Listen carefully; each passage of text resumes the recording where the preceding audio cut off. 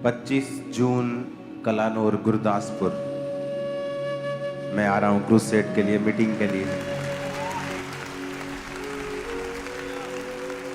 हाथों को उठाओ। जिसने पठानकोट की मीटिंग देखी है वो समझ चुका है कि हमारा परमेश्वर जिंदा खुदा है।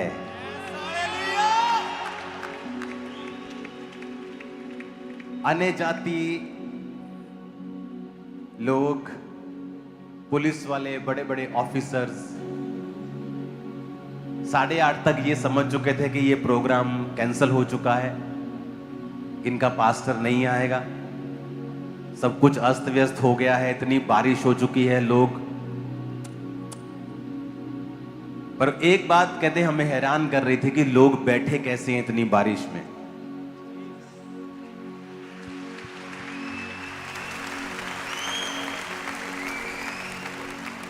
कहते ये व्यक्ति जब आया पास्टर, इसके आने से 20 मिनट पहले पता नहीं क्या हुआ कि सारा कुछ नॉर्मल हो गया।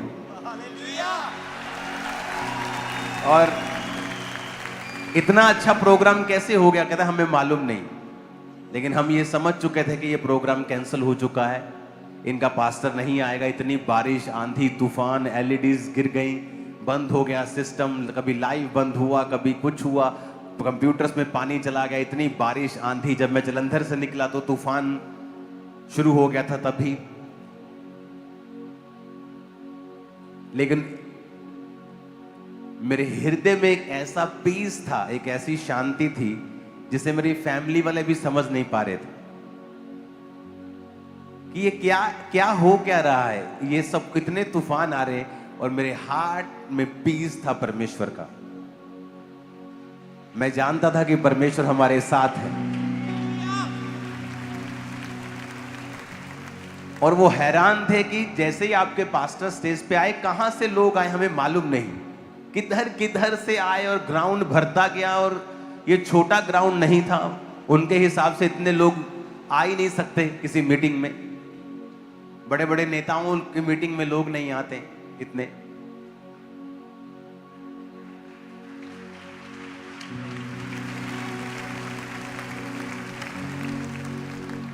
उन्हें मालूम नहीं कि ये छत तो अभी पड़ी है। ये जून के महीने में टेंट में बैठते थे हम, याद है कि नहीं? और कितने साल, चलो 1-2 साल हो गया कि आप टेंट में हैं, जून का महीना है और अभी तो शेड डली है, 7-8-10 डिग्री ये कम कर देता है। ये बड़ी वाली पफ पैनल बढ़िया वाला ऊपर छत में है जो ठंडक, गर्मी नहीं आने देता है। उसके बाद आपके पास कूलर्स लगे हैं, ये ऊपर वाला पानी चल रहा है, वेंटिलेशन हो रहा है। अभी तो ये एसी हॉल बन गया। हाँ, लेकिन कितने साल हम टेंट में रहे हैं? 2 साल नहीं, 1-2 साल, 3 साल नहीं, 15 साल, 15 years। 15 सालों में अनगिनत बार बारिशें आई हैं, तूफान आए हैं, टेंट उड़े हैं, लेकिन कोई मीटिंग कभी भी कैंसिल नहीं हुई आज तक। 20 साल, 21 साल, 22 साल हो गए। ये परमेश्वर की फेथफुलनेस है, ये उसकी वफादारी है हमारे लिए। उसने कहा अगर तुम लोग वफादार रह सकते हो तो मैं ज्यादा रह सकता हूं। बाइबल कहती है कि जब आदमी परमेश्वर के संग गेम्स खेलता है, मैंने देखा है यूथ गेम खेलते हुए, चर्च में तालियां बजाते हुए, बाद में गलत काम करते हुए, आज उनके साथ गेम्स चल रही हैं। जब आप परमेश्वर के साथ 100 मीटर की दौड़ दौड़ते हैं ना फुलिशनेस में, तो परमेश्वर फिर मैराथन दौड़ता है आपके साथ। जब आप परमेश्वर के साथ प्ले करते हैं ना, आप खेलते हैं उसकी प्रेजेंस में, आप उसको नकारा समझते हैं, आप लॉन्ग लाइफ तक उसका असर आपके परिवार और आपकी लाइफ से हटता नहीं है। उस समय मालूम नहीं होता क्योंकि परमेश्वर जो है वो एकदम से जवाब नहीं देता। आप जब एक रास्ता, 2 रास्ते जा रहे हैं, एक इधर और एक हल्का सा टेढ़ा, जब आप हल्के से टेढ़े रास्ते में गुजरते हैं तो कुछ भी बदलता नहीं है, ना वहां का आसमान ना वहां की जमीन। लेकिन जब आप चलते जाते हैं तो एंड में बदल जाता है सारा कुछ।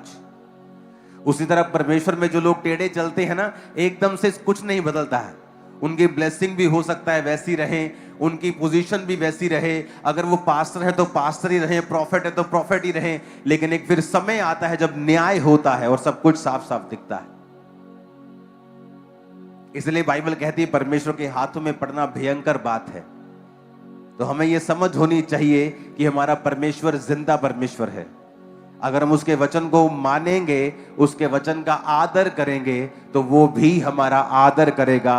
अगर हम पब्लिकली क्राइस्ट को कन्फेस करेंगे, वो उसी पब्लिक के बीच में हमें ऊंचा करेगा और कोई दुनिया की ताकत हमें नीचा नहीं कर पाएगी। उसी पब्लिक के बीच में क्राइस्ट ने कहा, अगर तू ग्लोरीफाई मुझे पब्लिकली करेगा, मैं भी पब्लिकली तेरे नाम को बचा के रखूंगा।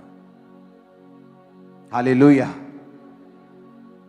गुरदासपुर मीटिंग के लिए तैयार हो? क्रिश्चियन लोगों के लिए और है ही क्या है। पार्टीज में हम जाते नहीं हैं, नाइट क्लब्स में हम जाते नहीं हैं, यही हमारी लाइफ है।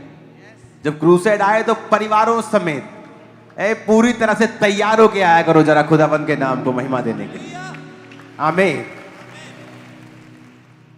यही तो बरकत लेने का तरीका है, यही तो परमेश्वर को खुश करने का तरीका है कि आप जा रहे हैं क्रूसेड के ऊपर, चाहे आपको हीलिंग की जरूरत नहीं है, आप दूसरों के लिए प्रार्थना कर रहे हैं कि वहां पे बीमार लोग आएंगे और उनको हीलिंग की जरूरत है। आज जो प्रार्थना हमने की है पुलपिट पे आने के तुरंत बाद, उस प्रार्थना को फिर से इंटरनेट पे दोबारा जाके सुने। उसमें मैंने आपको भेद दिए हैं, कैसे पवित्र आत्मा बात करता है लोगों से। ओके, किस तरह से वो आपको बढ़ाता है, आपके लेवल को किस तरह से वो इंक्रीज करता है। वो बड़ी मध्यम बात होती है, परमेश्वर बड़ी मध्यम बात आपके दिल में करता है, बड़ी धीरे से करता है, लेकिन हम उसे इग्नोर करते हैं, ओवर रूल कर देते हैं, अपने शरीर की बात सुनते हैं, उसे नकार देते हैं।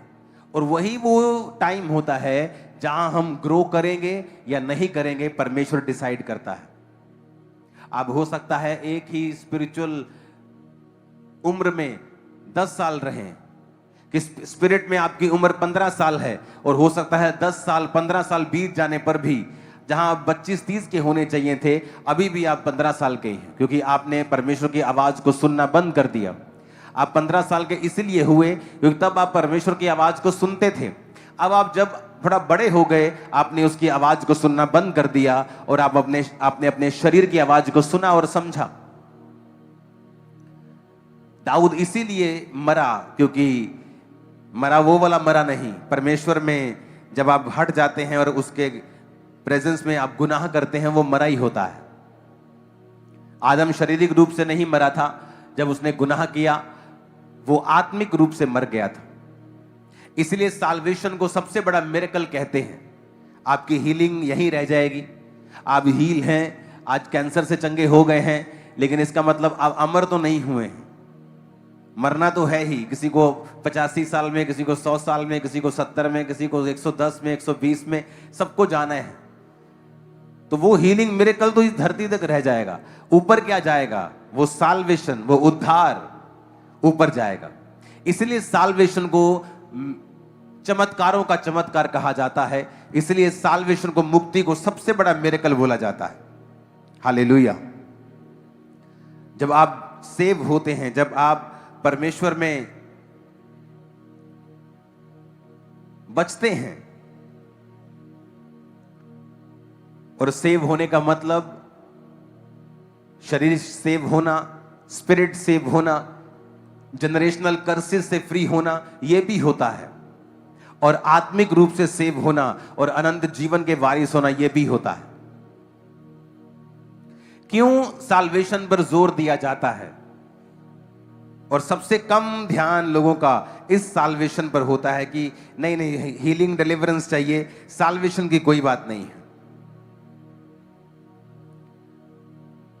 साल्वेशन उन्हें लगता है कि ये कहानियां हैं, कथाएं हैं, ऊपर जीवन होगा। ऊपर किसने देखा है? नीचे पहले जीवन होना चाहिए।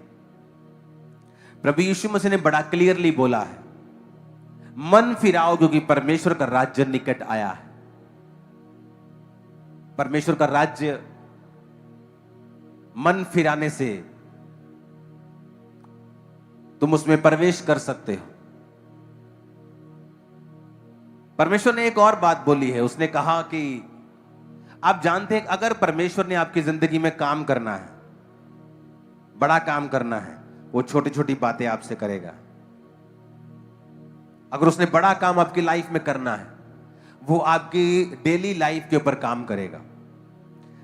आप बैठकर नेटफ्लिक्स देख रहे होंगे और परमेश्वर का आत्मा बोलेगा मत देख। आप टीवी देख रहे होंगे, परमेश्वर की और वो आवाज प्रेशर के साथ नहीं आएगी, मत देख, ऐसा नहीं आएगी।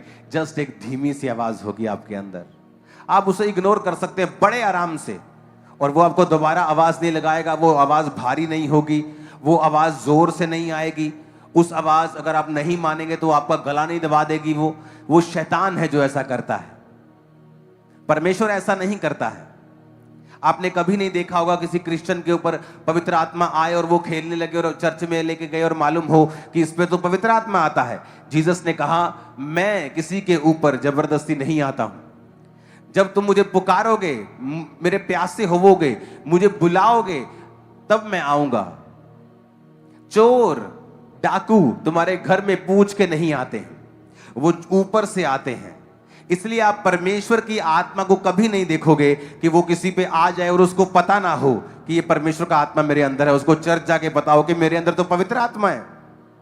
लेकिन भूतों के बारे में आप ऐसे ही सुनोगे कि इसके अंदर फलाना है, इसके अंदर धमकानी है, आप ऐसे ही सुनोगे। क्यों? क्योंकि वो चोर और डाकू हैं, वो पूछ के नहीं आए। क्योंकि आपका घर, जब आप अपने घर में जाते हैं, आप गवांडी के पड़ोसी के पास से होकर आप दीवार फांद कर नहीं जाते हैं, आप अपने घर में फ्रंट से जाते हैं। जब जीसस आपके रियल घर में, जो उसका आप रियल घर है, जब आता है, वो फ्रंट से आता है और पूछता है क्या तू अपने हृदय में मुझे जगह देगा? जब आप बोलते हैं हाँ मैं दूंगा और पापों को मानूंगा, तब पवित्र आत्मा आपके हृदय में आता है। इससे मालूम होता है कि वो आपका असली बाप है और आप उसके असली घर हैं, पता चलता है। लेकिन बड़ी दुष्ट आत्मा आपके अंदर होती जो आपको मालूम भी नहीं आपके अंदर है। जब एक दिन खेल आती तो बताते फलाना मेरे अंदर आ गया जी, ये तो ढिमकाना मेरे अंदर। किसने बोला इसको आने के लिए? किसने नहीं, क्योंकि चोर और डाकू किसी से बिना पूछे आपके घर में एंट्री मारते हैं। आपको ये बात समझनी होगी, जब भी पवित्र आत्मा आपके जीवन में काम करना चाहेगा, वो आपसे धीमी बातें करेगा। वो हो सकता है आपके दिल हृदय में बात करे कि अपनी माता से अच्छी तरह से बात कर।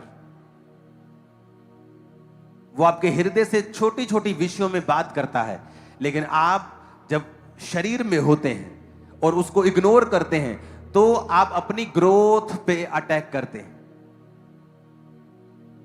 क्योंकि परमेश्वर ने आपको डे बाय डे ग्रेस देनी होती है और आपको आगे बढ़ाना होता है, इक्विप्ड करना होता है, आपको भरना होता है कि आप उस शैतान का सामना कर सकें और अपनी जिंदगी में जयवंत जीवन जी सकें।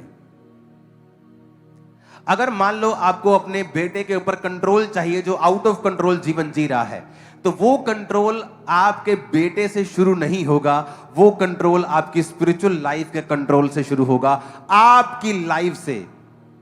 चाहे आप किसी की लाइफ पे कंट्रोल चाहते हैं, जो आपका बेटा है, बेटी है, मां है, बहन है, पत्नी है, पति है, लेकिन वो एक्चुअल कंट्रोल आपकी लाइफ से शुरू होता है। क्योंकि वो आप चाहते हैं, आपको नॉलेज है, आपकी आईज खुली है, आपको पता है कि ये गलत है, उसको तो पता भी नहीं कि वो गलत है। आपसे होनी है तो परमेश्वर सबसे पहला बदलाव भी आपकी लाइफ में करता है कि आप उस बात को सुने और समझें और उसके बाद आप उसे फॉलो करें। फिर परमेश्वर एक ऑरा, एक ग्रेस, एक अनॉइंटिंग, एक ग्रेस, आपकी एक झिलम आपके आसपास क्रिएट करना शुरू करता है, जिससे परमेश्वर धीरे धीरे उस व्यक्ति के हृदय को बदल देगा और उसके प्रति, उसके दिल में आपके प्रति प्रेम को पैदा कर देगा, इज्जत को पैदा कर देगा और धीरे धीरे बदलाव आना शुरू होगा। और ये एक्चुअल में बदलाव आपसे जुड़ा हुआ था, उससे नहीं जुड़ा हुआ था। आप मेरी बात समझ पा रहे हैं कि नहीं? ऊपर से जा रही है। हाँ, आदमी चाहते मेरा बिजनेस चले, लेकिन जब आप पवित्र आत्मा की आवाज को इग्नोर करेंगे, आप कभी भी सक्सेसफुल नहीं हो पाएंगे। परमेश्वर ने इस दुनिया का नियम बनाया कि जब तक ये दुनिया बनी रहेगी, बोने का समय और काटने का ये बना रहेगा। परमेश्वर ने एक नियम ठहराया है कि अगर तुम्हें फसल चाहिए तो तुम्हें बीज बोना पड़ेगा। चाहे हम लाख प्रार्थना कर लें, अगर हम बोने वाले टाइदर नहीं हैं, अगर हम टाइथ नहीं बोते हैं, उस टाइथ से आप किसी वीडियो की हेल्प नहीं कर सकते। एक्चुअल में वो टाइथ चर्च भवन के लिए होता है, आप सेवा भी नहीं कर सकते हैं। एक्चुअल में जो रियल बाइबल टीचिंग है वो परमेश्वर के घर से जुड़ा होता है। हालेलुया। और जब परमेश्वर के घर में कार्य होते हैं तो परमेश्वर उस टाइथ के बदले आपकी लाइफ में काम करता है और उस बीज को वो बढ़ाता है। लेकिन जब पवित्र आत्मा हमसे बात करता है और हमें अपने आप को शो करना है, या हमारे जीवन में वचन की कमी है, हमें मालूम नहीं कि एक्चुअल वर्ड क्या कहता है, तो हमारी लाइफ में जो रिजल्ट है वो लिमिटेड रहता है और हम उस लेवल तक नहीं पहुंच पाते। और डेविल के अटैक्स भी अपनी लाइफ पर हम महसूस करते हैं क्योंकि हम वर्ड को ब्रेक कर रहे हैं और पवित्र आत्मा की उस आवाज को नहीं सुन पा रहे हैं।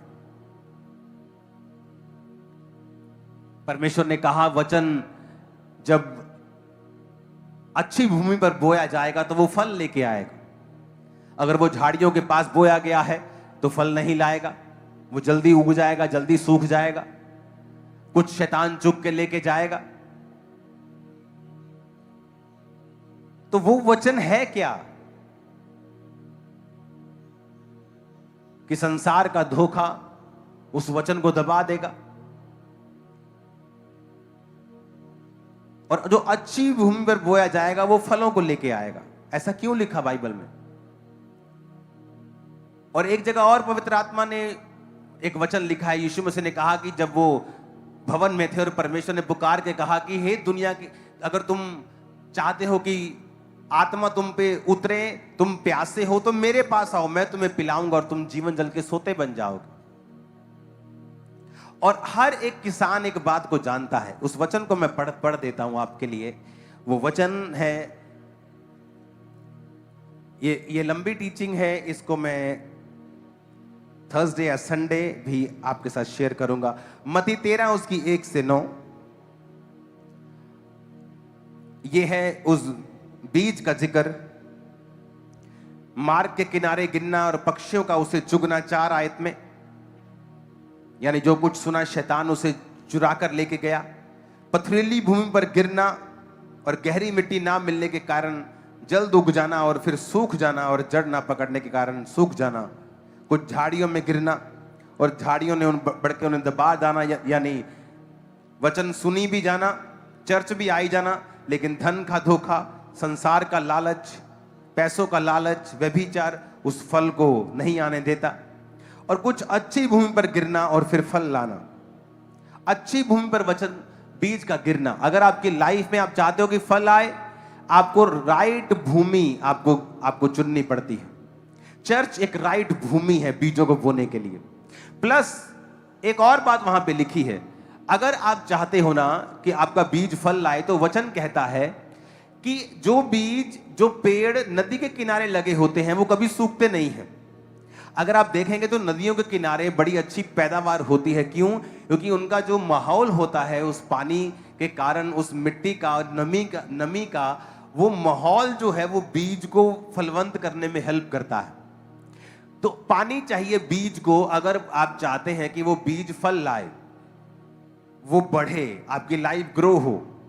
वचन ये कहता है कि यीशु मसीह ने कहा अगर तुम प्यासे हो तो मेरे पास आओ, मैं उसे जीवन जल का सोता बना दूंगा।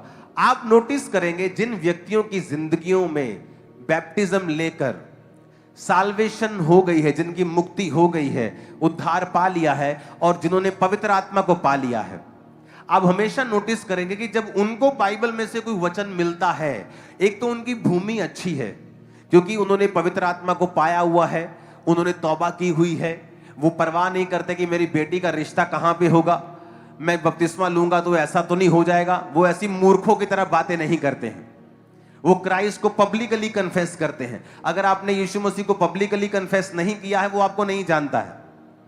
आप उसे जानते, वो आपको नहीं जानता है। जिसने पब्लिकली कन्फेस कर लिया, बैप्टिज्म ले लिया, पवित्र आत्मा को पा लिया, उसके जीवन में 2 बातें होती हैं। कैसे? आपकी जो भूमि है, आपका शरीर जो मिट्टी का बना हुआ है, जब जैसे नीचे की भूमि पर जब बीज जाता है तो वो फल लाता है, उसी तरह आपकी भूमि फिर रेडी होती है कि परमेश्वर का वचन आपके अंदर जाए, चाहे वो हीलिंग का हो, वो डिलीवरेंस का हो, वो बरकत का हो, वो छुटकारे का हो, फिर वो आपके अंदर से फूटने लगता है वो छुटकारा। लेकिन अगर आपका शरीर तैयार नहीं है, आपका जीवन रेडी नहीं है, वो सेव नहीं है, आपने तौबा नहीं की है, आप ऐसे पापों में हैं जो अब तक आपकी लाइफ से चले जाने चाहिए थे, फिर वो बीज जब चला जाता है वो फल नहीं लाता। आप फिर बोलते रहते हैं तेरे कोड़े खाने से मैं चंगा हो चुका हूं।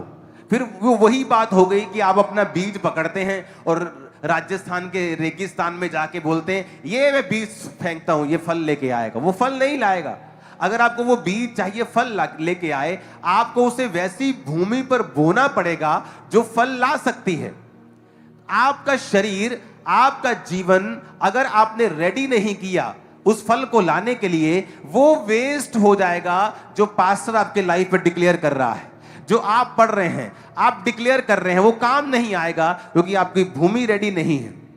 और जब आपको ये बात पता होगी कि मुझे तौबा करनी है, मुझे परमेश्वर के साथ संग रहना है, वचन को पढ़ना है, आपका शरीर रेडी है। जैसे आप वर्ड पढ़ेंगे या आप पर कोई भविष्यवाणी होगी या आप पे कोई डिक्लेरेशन होती है, वो आपके अंदर रिसीव हो जाती है। उसके बाद लिखा है पवित्र आत्मा उनकी जिंदगी में जब होता है वो पानी की तरह काम करता है, होली स्पिरिट वाटर की तरह काम करता है। और वो जब आपके जीवन में प्रेजेंस रखता है और वचन की प्रेजेंस होती है, वो बीज धीरे धीरे फल लाने लगता है। आप इमेजिन, आप हमेशा नोटिस करेंगे जो व्यक्ति पवित्र आत्मा से भरपूर नहीं है, क्राइस्ट के वचनों को मानने के लिए उनको संघर्ष लगता है और वो पुराने ईसाई हैं, फलानी चर्च के बड़े बड़े कम्युनिटी मेंबर हैं, लेकिन उनकी शादियां देखो सब अन्य जातियों की तरह करते हैं।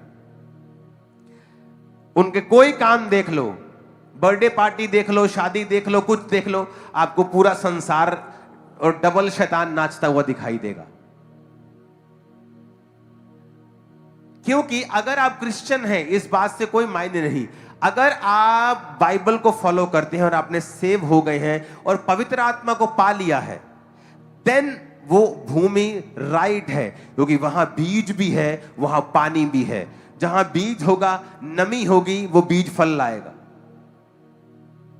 जिन लोगों की लाइफ में पवित्र आत्मा की हुजूरी नहीं है, वो बड़ा संघर्ष करते हैं, हीलिंग के लिए संघर्ष करते हैं, डिलीवरेंस के लिए संघर्ष करते हैं, और क्रिश्चियन हैं, खुदा से प्यार भी करते हैं। ये भी बताता हूं आपको। वैसे प्यार करते हैं परमेश्वर, बोलेंगे हम प्यार करते हैं प्रभु से। कोई धरना लगाना हो वहां पहुंच जाएंगे, कोई काम करना हो पहुंच जाएंगे, लंगर लगाना हो पहुंच जाएंगे, लेकिन वो ये बात नहीं समझते हैं कि इससे बड़ा जीवन परमेश्वर ने हमें देने के लिए बुलाया है। और जब आपकी लाइफ में आप ग्राउंड को सेट करते हैं और उसके अंदर जब बीज जाता है और पवित्र आत्मा की प्रेजेंस एक पानी की तरह उस बीज पे काम करती है। इसलिए जो लोग पवित्र आत्मा से भरपूर नहीं होते, सेम वचन जो आपको समझ आता है उन्हें अलग तरह से आता है। सेम वचन आप फेथ से भरे होते हैं और उनके लिए वो नॉर्मल वचन है, उनको लगता है कि नहीं ठीक है, ओके, हाँ हाँ सही है, सब ठीक है, चलो काम धंधा करते हैं सुबह। यही रियल वर्ल्ड है। उन्हें लगता है कि वो मिरेकल शायद पुराने जमाने में होते थे। उनकी लाइफ में वो काम नहीं होता क्योंकि पवित्र आत्मा की प्रेजेंस नहीं है। हालेलुया। अगले संडे प्रभु भोज होगा। जो लोग बैप्टाइज नहीं हैं, आज बपतिस्मा लें, क्राइस्ट को पब्लिकली कन्फेस करें। पठानकोट क्रूसेड में मैंने एक रिवाइवल के बारे में बात की थी और उस व्यक्ति ने भी 4 पॉइंट्स में ये पॉइंट ये बताया था कि क्राइस्ट को पब्लिकली कन्फेस करें। उसके लिए चाहे आपको परसिक्यूशन सहनी पड़े, उसके लिए चाहे आपको किसी भी चीज का नुकसान सहना पड़े, उसे सहो, क्योंकि जब तक आप वो नुकसान नहीं सहेंगे आप रियल फायदे में कभी नहीं जाएंगे। मैं आपको बता रहा हूं, अगर आप कैंसर के फोड़े को सोचते रहेंगे कि मैं अगर इसे निकलवाऊंगा तो मुझे दर्द होगी, वो आपको खत्म कर देगा। वो पेन तो होगी लेकिन उसके बाद जीवन भी होगा। आपको ये बात समझनी ही पड़ेगी। एक टेस्टिमनी को मैं सुन रहा था, एक व्यक्ति ने चर्च का क्रूसेड करवाया, और क्रूसेड जब उसने करवाया तो उस क्रूसेड पे बहुत खर्चा हुआ, और उसने पर्सनल अपना खर्चा किया और क्रूसेड करवाया। उसने टेस्टिमनी दी कि क्रूसेड करवाने के बाद उसका जो बिजनेस था, शैतान ने उस पर अटैक कर दिया। जिस बिजनेस से उसने कहा था मैंने घर बनाया, जिस बिजनेस से मैंने 2 घर बनाए, जिस बिजनेस से मैंने कर्जे उतारे, जिस बिजनेस ने मुझको ऊंचा किया, क्रूसेड करवाने के तुरंत बाद उस बिजनेस पे अटैक हुआ और वो बंद हो गया और बहुत कम हो गया। जब आप कुछ अच्छा करते हैं आप पर अटैक होता है, क्योंकि शैतान जानता है कि ये वो कर रहा है जो उसको नहीं करना चाहिए, और वो लगातार उस तंगी में रहा। उसके लोग उसके खिलाफ हुए और लगातार उस तंगी को वो झेलता रहा। एक फिर समय आया, उसने मुझे बताया कि एक समय आया और परमेश्वर ने एक नए काम को मेरे लिए खोला, और जब नए काम को मेरे लिए खोला तो उस काम में परमेश्वर ने मुझे बरकत दी। जितने वो पहले कमाता था उससे 3 गुना ज्यादा कमाता है अब 2 साल के अंदर अंदर, और वो काम वो कभी नहीं करता, लेकिन परमेश्वर की आत्मा ने उससे पहले डिसकंफर्ट जोन में वो लेके आया, और उसके बाद फिर वो उसे कंफर्ट जोन में लेके गया। जब आप सही चीज करते हैं कई बार आपको डिसकंफर्ट होता है। आप देखा मैं पहले ही क्या सुना ना करिए, आप मैं क्या सुना के बाद लोगों ना दसिए, पब्लिकली कन्फेस करने की कोई लोड़ नहीं सी, रब नूं आराम ना मानते रहते। ऐसे मानने की कोई जरूरत नहीं है आपको, परमेश्वर को आपकी कोई जरूरत नहीं। मैं आपको बता रहा हूं, आप हो सकता है आज आप कल पब्लिकली कन्फेस करके नुकसान उठाओ नुकसान। मैं चैलेंज करता हूं, अगले 5 सालों में जो फायदा होगा नुकसान चिल्लर ठहराएगा उसके सामने जो फायदा होने वाला। सोचो तो सही, तुम क्यों डरते हो?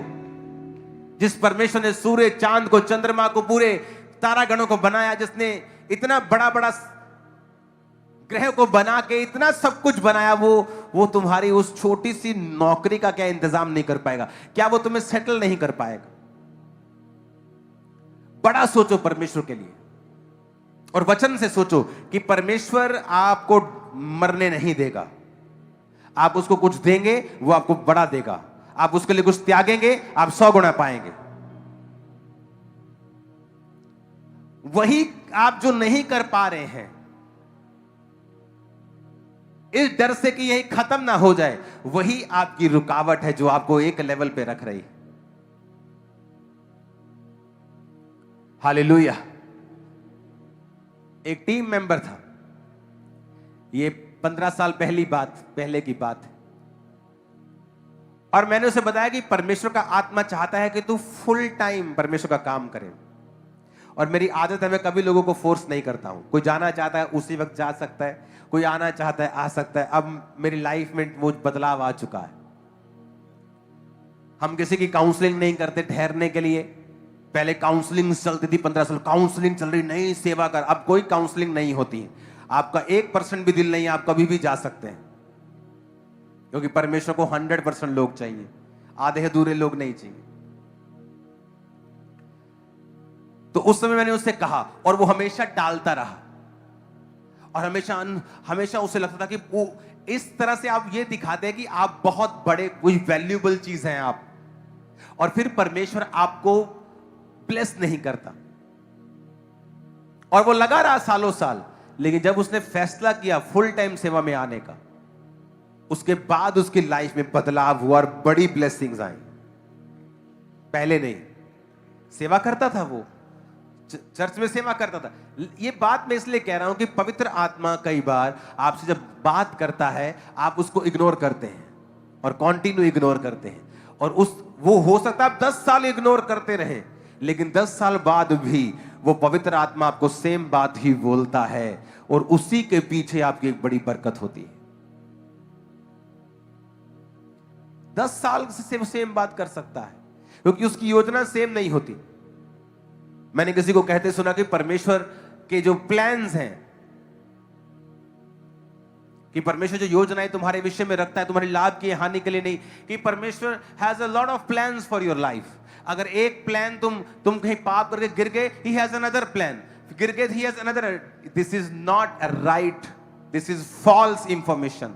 परमेश्वर के पास आपके लिए मल्टीपल प्लान्स नहीं है। उसके पास आपके आपके बहुत से प्लान्स हैं, यानी वो आपको फाइनेंशियली ब्लेस करना चाहता है, बहुत से प्लान है। वो आपको मैरिड की लाइफ आपकी बहुत ब्लेस करना चाहता है। He has multiple plans for your life, but not like that कि अब एक प्लान से निकल गए उसके पास ही हैज अनदर प्लान। नहीं नहीं नहीं, उसके पास कोई भी प्लान नहीं। उसके पास एक ही प्लान है आप लोगों के लिए, या परफेक्ट है या परमिसिव है, या परफेक्ट जिसमें आशीष है, परमिसिव यानी उसमें आशीष भी है और श्राप भी है। आपने चुनना है, आपको वो फोर्स नहीं करेगा। Hallelujah, hallelujah. आपको चुनना पड़ता है कि आज आप शरीर के सामने, परिस्थितियों के सामने झुकना चाहते हैं या आप आगे बढ़ना चाहते हैं। ये चर्च 2 साल की यंग चर्च सडनली गर्मी में आती है और टेंट लगते हैं और कूलर्स नहीं है और जस्ट पंखे लग रहे हैं और बड़ी गर्मी है जून के महीने में। बहुत सारे विश्वासी आगे कंप्लेंट कर रहे हैं, नहीं नहीं चर्च है, बहुत गर्मी होती है, बहुत गर्मी है, क्या करें क्या करें। और सडनली मेरे को एक मैसेज आता है कि एक पास्टर हैं और वो आके यूएसए से आपकी चर्च में प्रीच करेंगे और जाते जाते आपको 8-10 लाख रुपए दे जाएंगे और आप लेंटर डाल लेना। वाओ, व्हाट ए प्लान कि सभी 500 के 500 लोग लेंटर के नीचे आ जाएंगे, गर्मी खत्म हो जाएगी। लेकिन पवित्र आत्मा ने मुझसे अंदर कहा, मत कर। पैसे के लिए परमेश्वर के पुलपट किसी को मत दे। हाँ, वैसे कोई तेरी चर्च में प्रीच कर रहे, तुझे पवित्र आत्मा तेरी अगुवाई करे तो बुला, किसी को बुला, कोई प्रॉब्लम नहीं, लेकिन पैसे के लिए मत बुला। मैंने कहा नहीं, मैं नहीं करूंगा ये। उसी गर्मी में हम रहे, फिर 1 साल नहीं, 2 साल नहीं, 3 साल, 4 साल, 5 साल, 6 साल, और आपको ऐसा लगता है कि आपने परमेश्वर का प्लान चाहे रिजेक्ट कर दिया है। आपने क्यों पैसा नहीं लिया? अगर वो छत डल जाती, आज इस छत में हम कभी नहीं होते। हालेलुया। आज भी चर्च बहुत से काम कर सकती है। आज भी जब मैं टीम को बुलाता हूं, क्या चल रहा है कंस्ट्रक्शन में, क्योंकि वो इतना बड़ा काम है, इतना ज्यादा काम है कि अगर मीडिया का काम हम कर रहे हैं तो उसका बिल बना है 1,75,00,000 रुपए। सिर्फ मीडिया, जो आपको नजर नहीं आना, जो पीछे के इक्विपमेंट्स हैं, जो पीछे की चीजें, जो नए हॉल में रेडी हो रहा है, तो उसको धीरे धीरे करके पैसे जा रहे हैं, 40 लाख जा रहा है, फिर वो धीरे धीरे आ रहा है, फिर वो बन रहा है, उसके साथ दूसरा काम जुड़ा हुआ, उसके साथ तीसरा जुड़ा हुआ, चौथा जुड़ा हुआ, 5वां जुड़ा हुआ है, एक एक करके पेमेंट सबकी जा रही है। मैं तो हैरान होता हूं कई बार जब लोग बोलते हैं इनको फॉरेन से पैसा आ रहा है, इनकी फॉरेन फंडिंग की जांच की जाए। और मेरी टीम जब आके बोलती है, मैं बोलता हूँ ये काम क्यों नहीं हो रहा? पापा पेमेंट थोड़ी है तो हम सबको धीरे धीरे करके बांटते हैं और इस तरह से काम हो रहा है। मैं कहा यार तू ही झूठ बोले जाने, लोग की कह रहे साढ़े को पैसा बहुत है, तू ही कहते रखा होना पक्का, वो कह रहे साढ़े को पैसे बड़े, तू ही कह नहीं हौली हौली काम कर दे। 2017 से चर्च बन रहा है, 8-9 साल हो गए। ये चर्च बिकी नहीं, थोड़ी सी वोटें डलवा दो ना, थोड़ी सी 20-25 लाख लोग दे जाते हैं। और जितना चर्च के साथ लोग जुड़ा है, हम 100 करोड़ भी मांगेंगे ना तो मना नहीं करता और झट में हल होते हैं। लेकिन परमेश्वर ने कहा है बिकना नहीं है। इस चर्च को जब वो खड़ा करेगा ना, कोई दुनिया का माइकल अविश्वासी आके नहीं बोल सकता इस चर्च की मैंने हेल्प की, मैंने दिया इनको पैसा, कोई नहीं बोल सकता। हम सब यही बोलते हैं कि इस चर्च के गरीब लोगों ने, इस चर्च के मीडियम क्लास लोगों ने, इस चर्च के अमीर लोगों ने, हमने मिलके बिना फॉरेन फंडिंग के ये चर्च खड़ा किया, खुदा ने खड़ा किया। हालेलुया। ये लाइफ होनी चाहिए। एक समय होता है, आपको वेट करना है, वो चाहे उसमें टाइम लगे। रेत पे घर बनाना आसान है, आप झट बिक जाओ और 50-100 करोड़ में और जो मर्जी एम्पायर अपना खड़ा कर लो, लेकिन उसमें बढ़ोतरी नहीं है, उसमें परमेश्वर नहीं है। परमेश्वर का घर हमेशा चट्टान पर बनाना, उसकी नींव डालना कहीं अधिक मुश्किल है, लेकिन जब वो घर बन जाता है कोई ढा नहीं सकता, कोई गिरा नहीं सकता। फैसला कर लो, आज वचन पे खड़े रहेंगे, वचन में खड़े रहकर थोड़े साल मुसीबत भी झेलनी पड़े तो झेलेंगे, क्योंकि जो परमेश्वर ने अब इस सेवकाई में किया है वो मार्वलस है। वो दुनिया देख रही है, वो अमेरिका देखता है, वहां के लोग देखते हैं कि क्या हो रहा है। वहां मैसेजेस आते हैं, फोन्स आते हैं, कई देशों के प्रेसिडेंट, प्राइम मिनिस्टर्स वॉच करते हैं हमारी मीटिंग्स को कि परमेश्वर का आत्मा वाकई वहां काम कर रहा है। Hallelujah, hallelujah. अपने पड़ोसी को बोलो, सही चलेंगे, कुछ भी हो जाए, देरी हो ना हो, आशीष आए ना आए, पर हम सही चलेंगे वचन के अनुसार, और फिर जो होगा वो पहले कभी ना हुआ होगा। आमीन ऊंचा, और ये आशीष तुम्हारी है। आमीन ऊंचा, तो ये आशीष तुम्हारी है चर्च। Hallelujah, hallelujah, hallelujah. अगर ये चर्च अपने आत्मा से समझौता करके तब बिक गई होती तो हम कभी भी आज यहां ना आते। उस 10 बाय 12 के रेंटेड कमरे की चर्च आज 50, 70, 100 एकड़ में लग रही है। आपको पता होना चाहिए, क्योंकि हमने परमेश्वर को प्रथम स्थान दिया है।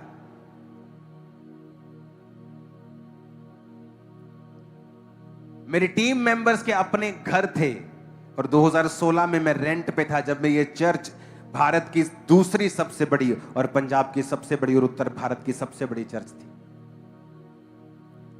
लोगों ने कहा आप क्या कर रहे हो? मैंने कहा मैं जो समझता हूं कि पहले अपने चर्च को, टीम को, लोगों को बिल्ड करना चाहिए। कई पास्टर्स मेरे पास आके बोलते हैं हमें घर चाहिए। मैंने कहा नहीं, चर्च है, नहीं चर्च नहीं, पहले तुम्हें चर्च चाहिए, पहले घर नहीं चाहिए तुमको। अगर तुम पास्टर हो और तुम्हारे पास घर नहीं और चर्च नहीं है, तुम्हें पहले क्या चाहिए? पहले तुम्हें चर्च चाहिए। पहले चर्च बनाओ, चाहे घर उसके ऊपर बना लो, बात अलग है, लेकिन पहले चर्च बनाओ। तुम खुदा का काम करो, तुम्हारा प्रतिफल परमेश्वर तुम्हें देगा। उसने मुझे दिया है, सालों के बाद आपको देगा। और जब वो देता है तो दुनिया से अलग देता है, बेस्ट देता है। हालेलुया।